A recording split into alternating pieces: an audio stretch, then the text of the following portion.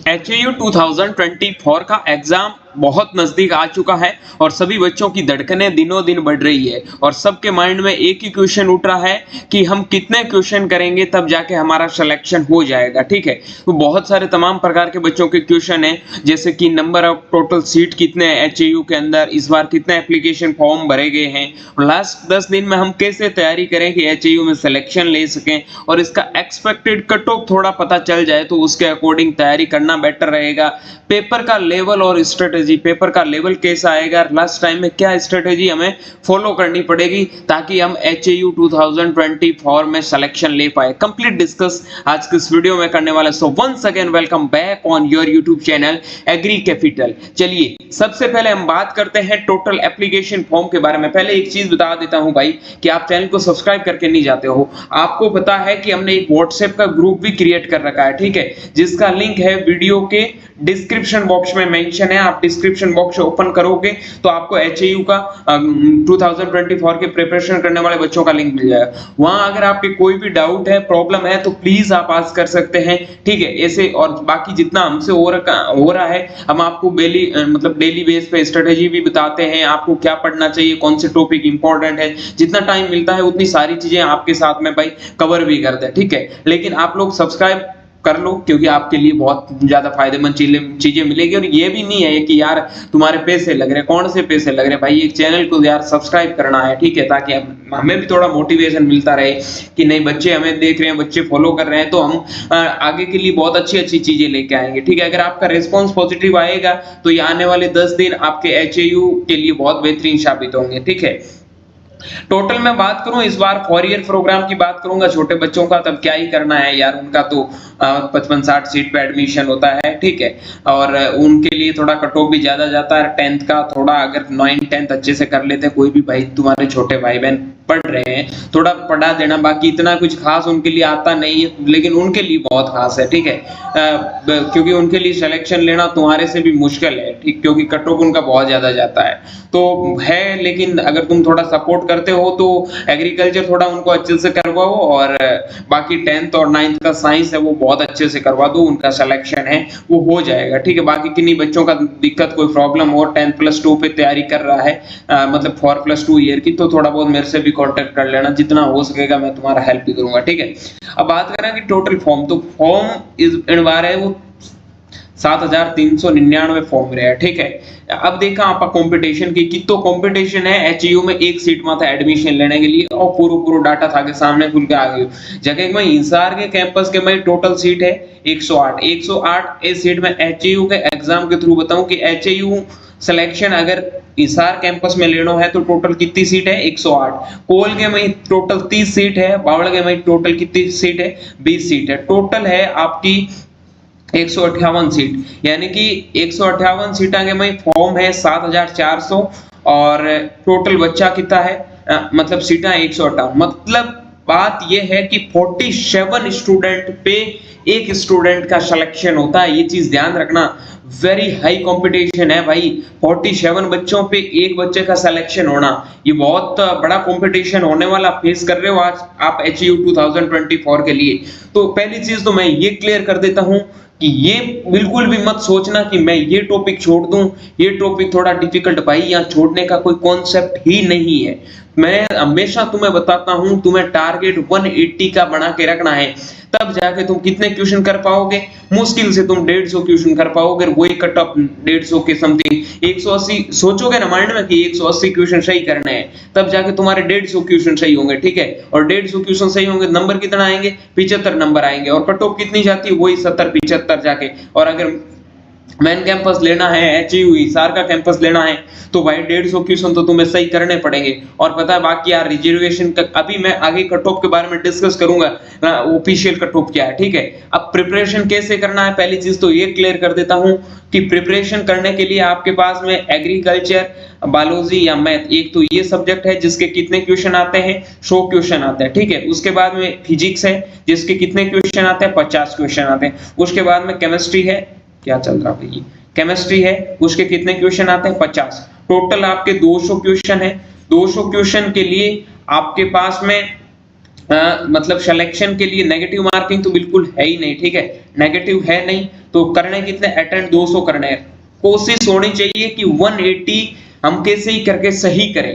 180 सही का तुम वहां सोचोगे, टारगेट बना के रखोगे ना 170 180, तब जाके तुम्हारे, मैंने अभी भी बताया था 150 के समथिंग क्वेश्चन सही होंगे। ये हमेशा के लिए है, ठीक है, आज के लिए नहीं है। और अगर तुम 150 के something on an average paper के अंदर 150 क्वेश्चन तुम सही करोगे, लास्ट ईयर का पेपर एज कंपेयर टू जो एचएयू के पहले पेपर पढ़े उससे थोड़ा डिफिकल्ट था, इसलिए थोड़ा कट ऑफ नीचे आया था, ठीक है। बाकी कट ऑफ हमेशा 75 के समथिंग रहता है, यानी कि 150 क्वेश्चन प्लस आपका सही होता है, तभी जाके आपको सिलेक्शन मिलता है। 12th के परसेंटेज की भी यहाँ पे वैल्यू है, अभी मैं आपको समझा दूंगा क्या वैल्यू है, ठीक है। देखो अब हम बात कर लेते हैं कट ऑफ के बारे में। मैंने बता दिया कि आपका 47 बच्चों के ऊपर एक बच्चे का सिलेक्शन होने वाला है, पहली चीज तो ये क्लियर हो जानी चाहिए। अब स्ट्रेटेजी प्लान क्या है, सारे टॉपिक एक भी नहीं छोड़ना है, 10 दिन के अंदर कम से कम कितने घंटे पढ़ना है, 15 घंटे पढ़ना है, हर सब्जेक्ट को 5 से 6 घंटे देना है, ठीक है। और कोशिश करो जो तुम्हारा मेजर सब्जेक्ट है, बायोलॉजी हो गया, एग्रीकल्चर हो गया, उनमें तो यार एक भी क्वेश्चन गलत मत होने दो। नेमराज सुंडा मैंने एग्रीकल्चर के लिए बताया, जिन बच्चों ने उनको गोट लिया है उनके 100% 100 में से 90 क्वेश्चन के समथिंग सही हो जाएंगे। और 11 12 के एनसीईआरटी हमेशा बताता आ रहा हूं, जिन बच्चों ने 11 12 का एनसीईआरटी कर लिया ना, वो भी 90 के समथिंग छू जाएंगे, ठीक है। रही बात फिजिक्स की, केमिस्ट्री की, एग्रीकल्चर वालों के लिए फिजिक्स और केमिस्ट्री थोड़ा मुश्किल होता है। अगर तुम 90 क्वेश्चन वहां करके आते हो, 30 क्वेश्चन तुम फिजिक्स में करते हो और 30 क्वेश्चन तुम बायोलॉजी में केमिस्ट्री में करते हो, तो टोटल 150 के समथिंग क्वेश्चन होता है, ठीक है। और वही बायोलॉजी 150 के समथिंग क्वेश्चन आप सही कर पाते हो, ठीक है। तो ये चीज ध्यान रखना, ये तो सबके माइंड में कॉन्सेप्ट पहले क्लियर हो जाना चाहिए। अब हम बात कर लेते हैं कट ऑफ के लिए। तो एंट्रेंस टेस्ट के मार्क्स है वो 68 मतलब आपके 136 क्वेश्चन।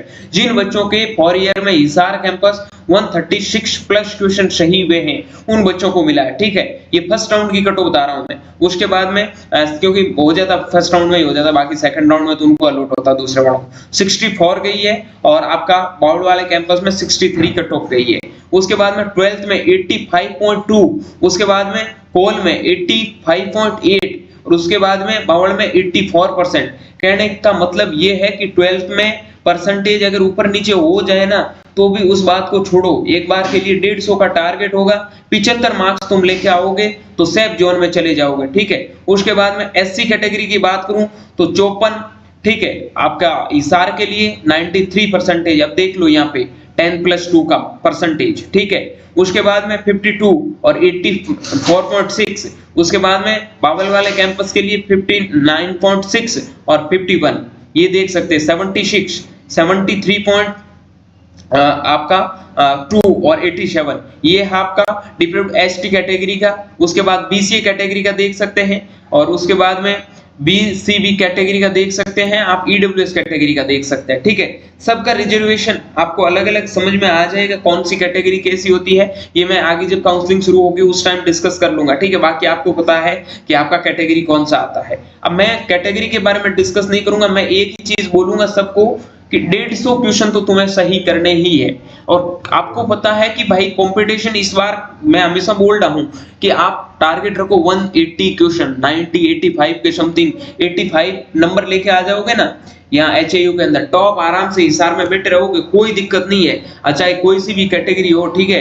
85 नंबर मतलब क्वेश्चन 170 के समथिंग तो तुम्हें करने ही पड़ेगी। 170 क्वेश्चन जो पढ़ने वाला बच्चा होगा एचएयू के ऐसे पेपर में, इतना तो गारंटी देता हूँ, बट 150 प्लस क्वेश्चन तो आराम से कर देगा। और बिना पढ़ने वाले का एचएयू में सिलेक्शन होगा नहीं, सीधी चीज है, ठीक है। बुरा लगेगा, कॉन्सेप्ट बुरा बनेगा, क्योंकि भाई एचएयू में आप खुद समझते हैं यार 47 बच्चों के ऊपर कंपटीशन है। नीट के अंदर सही निकालोगे ना आंकड़े, इस बार बढ़ गया है, बाकी हर बार 30 से 35 बच्चों के ऊपर सिलेक्शन होता है, ठीक है।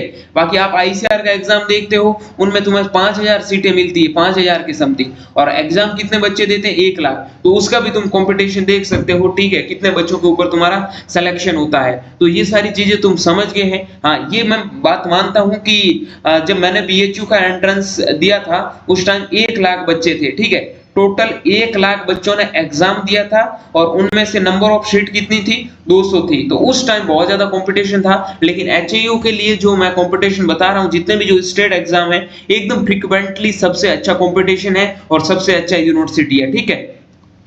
अब मैं बात करता हूं लास्ट टाइम में क्या पढ़ना चाहिए। लास्ट टाइम में आप वही टॉपिक पढ़े जो आपको लग रहा है कि मैं इस टॉपिक में से तो कहीं क्वेश्चन गलत नहीं होने दूंगा।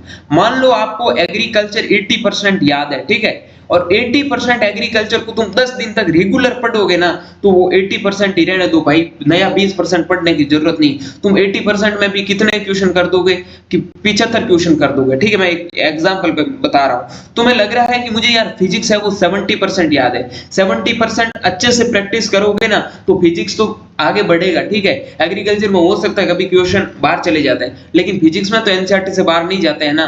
तो इसमें भी आप 70 करोगे तो आपको कितने मिल जाएंगे, 70% करोगे ना, तो 70% में आपको लगभग इसमें भी तुम कर पाओगे 35 के समथिंग क्वेश्चन कर लोगे, ठीक है। उसके बाद में वही कॉन्सेप्ट तुम बायोलॉजी में फॉलो करोगे तो 35 35 70 और 70 प्लस 75 लगभग 145 के समथिंग बन रहा है, ठीक है। तो 150 के समथिंग तुम पहुंचा दोगे तो 75 मार्क्स तुम्हारे हो जाएंगे, और टारगेट 75 प्लस का मार्क्स तो लेने का रखना ही है सब बच्चों को। मैं हमेशा 180 आपको पहले से क्यों बोल रहा था, मुझे पता है कि मैं यहाँ पे बोल दूंगा ना तुम 150 करो, तुम नहीं पढ़ोगे। अब मैंने थोड़ा आपका स्ट्रेस रिलीज करने के लिए ये चीज बताई है।